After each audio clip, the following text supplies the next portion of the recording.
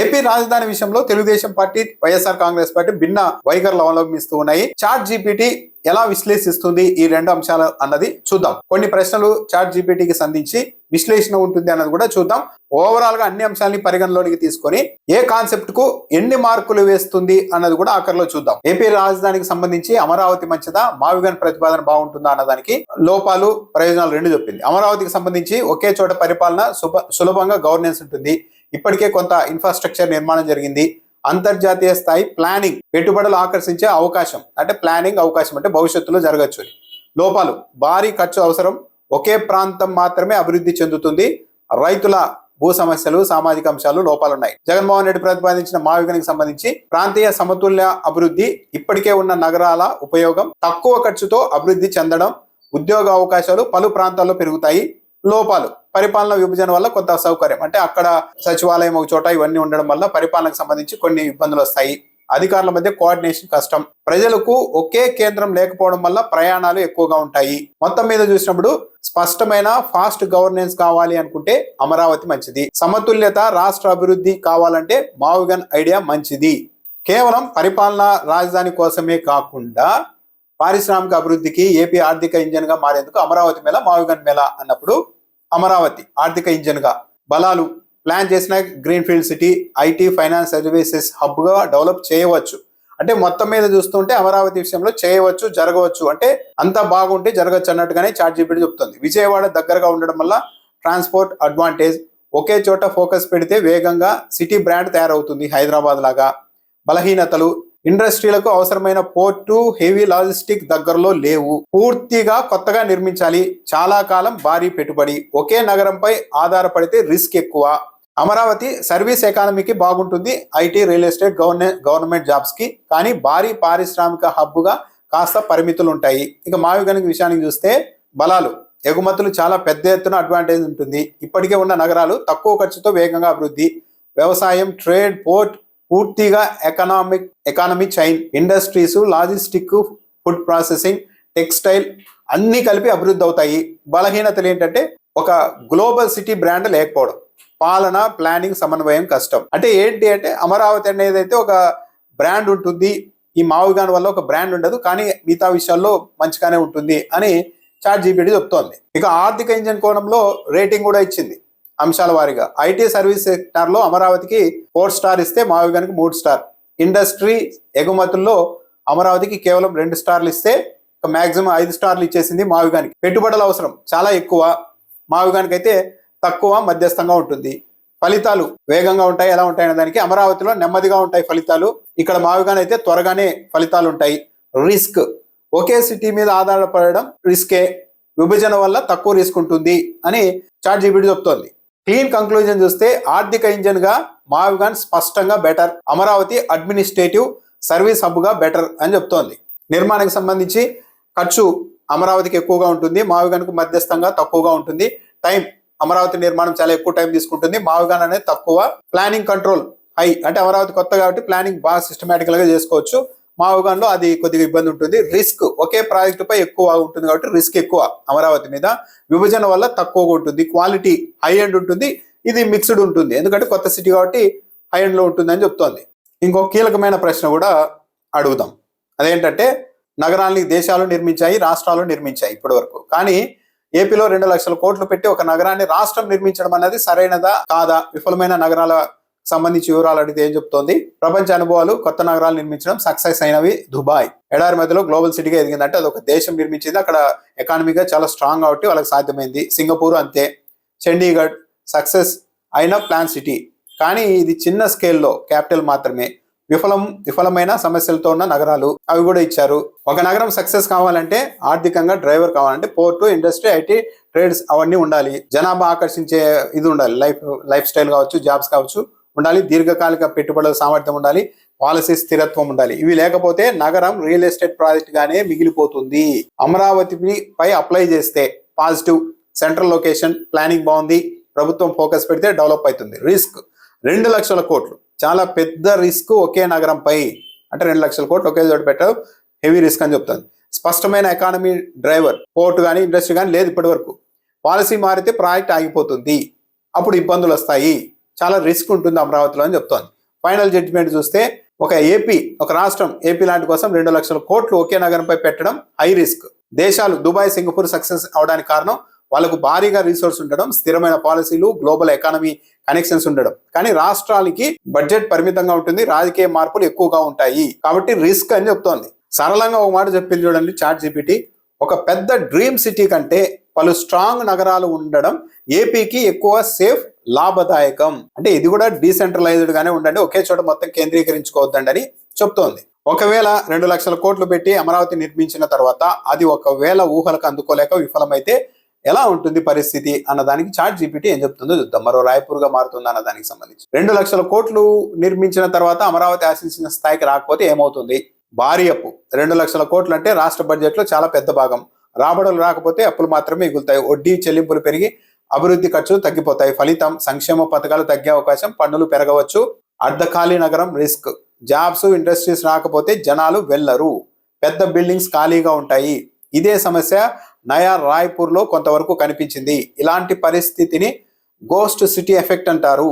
అవకాశాల నష్టం, ఆపర్చునిటీ, ఎంత వరకు నష్టం అనేది. 2 లక్షల కోట్లు ఒకే నగరంలో పెట్టడం వల్ల పోర్టులు, ఇండస్ట్రీలు, ఇతర నగరాలు అభివృద్ధి కాలేవు. ఒకవేళ అమరావతి 2 లక్షల కోట్లు పెట్టిన తర్వాత విఫలమైతే రాష్ట్రం మొత్తం అభివృద్ధి మందగిస్తుంది, అంటే ఓవరాల్ గా పడవచ్చు. దీర్ఘకాలికంలో జీడిపి గ్రోత్ కూడా తగ్గుతుంది. రాయ్పూర్ తో పోల్చింది, రాయ్పూర్ మోడల్ తో అమరావతిని పోల్చినప్పుడు ఏం చెప్తోందంటే రాయ్పూర్ పెద్దగా ఫెయిల్ కాలేదు, కానీ అది జాతీయ స్థాయి ఎకానమీ హబ్ గా కాలేకపోయింది. అభివృద్ధి నెమ్మదిగా జరిగింది. అదే జరిగితే హైదరాబాద్ లాంటి సిటీ కాకుండా సాధారణ అడ్మిన్ సిటీగానే మిగిలిపోతుంది. సింపుల్ గా చెప్పాలంటే అమరావతి ఫెయిల్ అయితే అది ఒక నగర సమస్య కాదు, మొత్తం రాష్ట్ర ఆర్థిక వ్యవస్థపై ప్రభావం పడుతుంది. ఊహలతో కాకుండా రియలిస్టిక్ గా తీసుకుంటే అమరావతి మేళ, మావిగన్ మేళ అనే దానికి ఏం చెప్తారో చూద్దాం. దీనికి ఏం చెప్తోంది? ఫైనల్ రియాలిటీ కంపారిజన్ చెప్తోంది. ఆర్థిక సామర్థ్యం సరిపోకపోవడం అమరావతికి, మావిగన్ ఓకే, త్వరగా ఫలితాలు అమరావతిలో రావు, మావిగన్లో వస్తాయి. రిస్క్ అమరావతి ఎక్కువ, మావిగన్ తక్కువ. ఎకానమీ డ్రైవర్ వీక్ గా ఉంది అమరావతికి, అంటే అక్కడ ఏం లేదు కాబట్టి. కానీ మావిగన్ స్ట్రాంగ్ గా ఉంది, ఎందుకంటే అక్కడ పోర్ట్లు ఉన్నాయి, హైవేలు ఉన్నాయి, అన్ని రెడీగా ఉన్నాయి కాబట్టి. ప్రాక్టికల్ అమలు అమరావతి అనేది కష్టం, మావిగన్ అనేది సులువు అని చెప్తోంది. గ్రౌండ్ రియాలిటీ ప్రకారం మావిగన్ మోడల్ ఏపీకి బెటర్, కానీ అమరావతిని పూర్తిగా వదులుకోవాల్సిన అవసరం కూడా లేదు అని కూడా చెప్తోంది. చాలా బ్యాలెన్స్డ్ గానే చెప్తోంది. ఒకే లైన్ లో చెప్పాలంటే డ్రీమ్ సిటీ అమరావతి కంటే వర్కింగ్ ఎకానమీ మావిగన్ ఏపీకి ప్రస్తుతం బెటర్ అని కంక్లూజన్ ఇస్తోంది. విశాఖపట్నం, హైదరాబాద్ చుట్టూ బెంగళూరు, చెన్నై ఉన్నప్పుడు అమరావతిలో సాఫ్ట్వేర్ రంగానికి అనుకూలంగా ఉంటుందే, నిజం కంపెనీలు వస్తాయా అన్న దానికి సంబంధించి ఏం చెప్తుందో చూద్దాం. ఫైనల్ కంక్లూజన్ ఏమిస్తుందో చూద్దాం. అంటే ఒక్కో నగరానికి సంబంధించిన సానుకూల అంశాలు చెప్తోంది. ఐటీ కంపెనీలు భారీగా వస్తాయా? షార్ట్ ఆన్సర్, ఇప్పటికే భారీగా రావడం చాలా కష్టం, ఇప్పుడే రావడం చాలా కష్టం. ఎందుకు? కంపెనీలు ఎకో సిస్టమ్ ఫాలో అవుతాయి. ఐటీ కంపెనీలు కొత్తగా రిస్క్ తీసుకోవు, వాళ్ళు ఇప్పటికే ఉన్న హబ్బుల్లోనే విస్తరిస్తారు. ఉదాహరణకు హైదరాబాద్, బెంగళూరులో ఎక్స్పాండ్ చేసుకుంటూ వెళ్తూ ఉంటారు అన్నది. టాలెంట్ మైగ్రేషన్ కష్టం. డెవలపర్లు బెంగళూరు, హైదరాబాద్ వదిలి అమరావతికి రావడానికి పెద్దగా ఐటీ ప్రొఫెషనల్స్ ఇష్టపడరు అని కూడా చెప్తోంది. యాంకర్ కంపెనీస్ లేవు, ఒక పెద్ద కంపెనీ వస్తే మిగతాది ఫాలో అవుతాయి, కానీ అమరావతిలో ఇంకా ఏమీ లేదని చెప్తోంది. Realistic future Amaravati IT hub కావాలంటే 10 నుండి 15 సంవత్సరాలు పడుతుంది. భారీ ఇన్సెంటివ్స్ ఇవ్వాలి, అంటే రాయితీలు ఇవ్వాలి. కొన్ని పెద్ద కంపెనీలు ముందుకు రావాలి. కానీ త్వరగా ఐటీ గ్రోత్ కావాలంటే విశాఖపట్నం చాలా better option. Final conclusion, IT రంగానికి ప్రస్తుతం బెస్ట్ నగరాలు బెంగళూరు, హైదరాబాద్. ఏపీ కోసం practical IT growth Visakhapatnam. Amaravati reality, immediate గా ఐటీ భూమ్ కాదు, లాంగ్ టర్మ్ పాసిబిలిటీ అంటుంది అమరావతి. అంటే ఇంకా మొదలు కాలేదు కాబట్టి జరగచ్చు, అవకాశం ఉందని చెప్తోంది. హైదరాబాద్, బెంగళూరు లాంటి నగరాలను వదిలిపెట్టి ఐటీ నిపుణులు ఇక్కడికి వచ్చేందుకు కూడా పెద్దగా ఆసక్తి చూపరు. కంపెనీలు కూడా ఆల్రెడీ ఉన్న చోటే పెడతాయి, కానీ కొత్త నగరాల్లో ఏమి లేని చోట రిస్క్ తీసుకొని కంపెనీలు పెట్టవు అని కూడా చాట్ జీపీటీ చెప్తోంది. సరే, మిక్స్డ్ గా ఉండేలాగా ఒక క్వశ్చన్ అడుగుతాం. అంటే ఇది అమరావతిని పరిపాలనా వ్యవస్థకు ఉంచి మిగిలిన ఆర్థిక ఎకానమిక్ గ్రోత్ కోసం మావిగన్ ప్రతిపాదన ఎంపిక చేసుకుంటే ఎలా ఉంటుంది అన్న దానికి సంబంధించి చాట్ జీపీటీ ఏం చెప్తుందో చూద్దాం. మీ ఆలోచన చాలా ప్రాక్టికల్ హైబ్రిడ్ మోడల్. పరిపాలన ఒక చోట, ఆర్థిక ఇంజిన్ వేరే చోట అనే విధానం ప్రపంచంలో చాలా చోట్ల పనిచేసింది. ఈ మోడల్ వల్ల బలాలు: ఆర్థికంగా సేఫ్, అమరావతిపై భారీ ఖర్చు తగ్గుతుంది. అంటే పరిపాలన అంటే సచివాలయం, అసెంబ్లీ, హైకోర్టు ఇలాంటి వాటిని పరిమితం చేస్తే అక్కడ ఇంకా కొత్తగా లక్షల కోట్లు పెట్టాల్సిన అవసరం ఉండదు కాబట్టి రిస్క్ తగ్గుతుంది. 2 లక్షల కోట్లు ఒకే చోట పెట్టే రిస్క్ కూడా తగ్గుతుంది. అయితే ఇక్కడ గమనించాల్సింది ఏంటంటే ఈ 2 లక్షల కోట్లు అనే రిస్క్ ఏంటంటే రాష్ట్ర ప్రభుత్వం సొంతంగా సృష్టించుకున్న ఇబ్బంది. ఎందుకంటే 1,00,000 ఎకరాలు భూమి తీసుకున్న తర్వాత వాళ్ళకి ప్రామిస్ చేసిన విధంగా డెవలప్ చేసి ఇవ్వాల్సి ఉంటుంది. దానివల్ల ఈ ఇబ్బంది వచ్చే అవకాశం కూడా ఉంటుంది.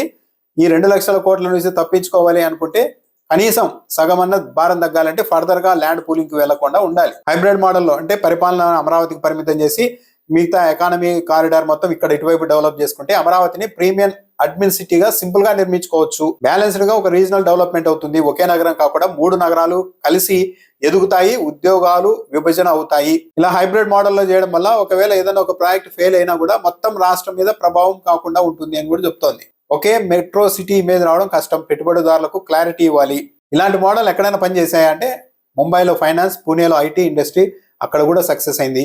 వాషింగ్టన్ డీసీ పరిపాలన, న్యూయార్క్ సిటీ ఎకానమీ. ఫైనల్ గా ఈ మోడల్ ని ఫాలో అయితే అమరావతిని కేవలం పరిపాలనకు వదిలేసి పరిమితం చేసి ఇక్కడ మావిగాన్ అనేది డెవలప్ చేసుకుంటే ప్యారలల్ గా ఆర్థికంగా సేఫ్ గా ఉంటారు. ప్రాక్టికల్ గా అమలు చేయగలిగేదే, రిస్క్ తక్కువ, కానీ పాలన ప్లానింగ్ సరిగ్గా ఉండాలి.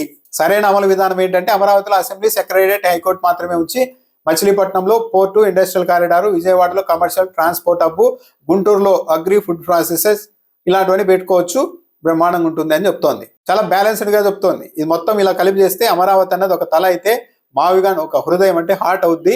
ఈ మోడల్ ఏపీకి అత్యంత బ్యాలెన్స్డ్ గా పరిష్కారం చూపుతుంది అని కూడా చాట్ జీపీటీ చెప్తోంది. సరే, ఫైనల్ గా అమరావతి మోడల్, మావిగాన్ మోడల్ 10 మార్కులకి ఈ రెండింటి మీద ఓవరాల్ గా ఎన్ని మార్కులు వేస్తుందో చాట్ జీపీటీ చూద్దాం. పరిపాలనా సౌలభ్యంలో అమరావతి, ఎకానమీ డ్రైవర్ గా 4 మార్కులే, నిర్మాణ ప్రాక్టికల్ 5 అన్ని వేసి ఫైనల్ గా చూసినప్పుడు ఫైనల్ కంపారిజన్ అన్ని తీసుకున్నప్పుడు అమరావతికి 10 మార్కుల్లో 5.5 మార్కులు వేసింది ChatGPT. High risk, slow but planned అని చెప్తోంది.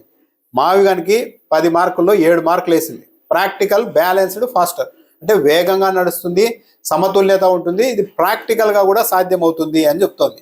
క్లియర్ జడ్జిమెంట్, ప్రస్తుత పరిస్థితుల్లో మావిగాన్ అనేది safer, more practical. Amaravati risk but long term vision అంటే ఒక విజన్ సక్సెస్ అయితే అమరావతి ఓకే, మరో నయా రాయ్పూర్లా అయిందంటే మాత్రం మొత్తానికి ఇబ్బంది ఉంటుందని చెప్తోంది.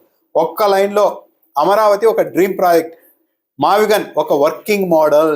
ఒక డ్రీమ్ ప్రాజెక్ట్ అంటే కలల ప్రాజెక్ట్, అది సక్సెస్ అయితే ఓకే, కాకపోతే ఇబ్బంది. కానీ మావిగాన్ అన్నది ఒక వర్కింగ్ మోడల్, అది సక్సెస్ అవడానికి ఎక్కువగా ఉంటుంది అని చెప్తోంది. ఓవరాల్గా చూస్తే అమరావతికి 10కి గాను 5.5 మార్కులు, 5.5 మార్క్ వేసింది. మావిగాన్కు 7 మార్కులు వేసింది. అంటే ఓవరాల్గా పిక్చర్ చూసినప్పుడు మావిగాన్ అనేది ప్రాక్టికల్గా ఏపీ లాంటి రాష్ట్రానికి, ఆర్థికంగా ఇబ్బందులు ఉన్న రాష్ట్రానికి మావిగాన్ అనేది సక్సెస్ఫుల్ ఫార్ములా అని చెప్తోంది. ఓవరాల్గా చూసినప్పుడు అమరావతిలో ఇప్పుడు నిర్మిస్తున్న సచివాలయం, హైకోర్టు, అసెంబ్లీ ఇలాంటి భవనాల్ని అన్ని అక్కడ ఉంచేసి ఇక ఫర్దర్గా ఎక్కువ రిస్క్ తీసుకోకుండా ఎకానమిక్ గ్రోత్ ఉండాలి అనుకుంటే జగన్మోహన్ రెడ్డి చెప్పినట్టు ఇటువైపు వస్తే 2 ప్రాంతాలకి సమతుల్యత ఉన్నట్టుగా ఉంటుంది. కానీ తెలుగుదేశం పార్టీ దీనికి అంగీకరించవచ్చు, ఎందుకంటే మొత్తం అమరావతిలోనే ముందుకెళ్లాలని చెప్తోంది. సో మరి రాష్ట్రానికి సంబంధించిన తలరాత ఎలా ఉందో, ఈ అమరావతి ఫేట్ ఎలా ఉందో, పబ్లిక్ ఫేట్ ఎలా ఉందో ఇంకా కాలమే నిర్ణయించాలి.